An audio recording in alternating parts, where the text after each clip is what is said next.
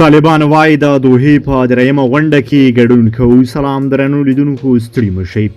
د طالبانو ویان ذبیح الله مجاهد وایي د دوحې په درېیمه غونډه کې د ګډون کولو پریکړه شوې او په یاده غونډه کې د طالبانو له لوري د ګډون کوونکي پلاوي نوملړ به هم ژر اعلان کړي.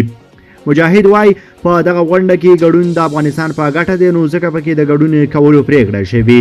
طلوع نیوز د یکشنبې په ورځ د غبرګولي 28مه د طالبان د ویان ذبیح الله مجاهد یو ویډیو کلیپ خپور کړی چې نوموړي پکې د دوحې په درېیمه ناسته کې د ګډون د طالبانو تایید کړی دی. نوموړی وایي په یاده غونډه کې د ګډون په موخه د طالبانو په اساسولۍ د راتلونکي پلاوي جوړښت او نوملړ به هم ډېر ژر اعلان کړي. مجاهد وایي د دوحې په درېیمه ناسته کې د دغې ډلې ګډون د افغانستان په ګټه دی، نو ځکه په یاده ناسته کې د ګډون کولو پریکړه شوې ده.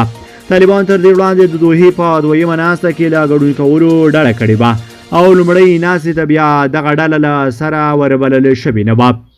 مجاهد وایي له افغانستان سره د بشري مرستو موضوع او د سوداګرو لپاره په افغانستان کې د پانګونې زمینې برابرول مهم او بنسټیز موضوعات دي چې دوی یې په پام کې لري.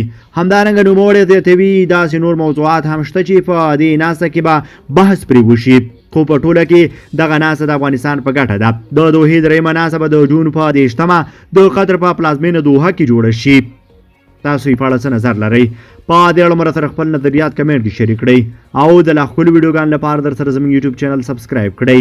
له ملتیا مننه چې موږ سره تر بیا ښه وخت ښې چارې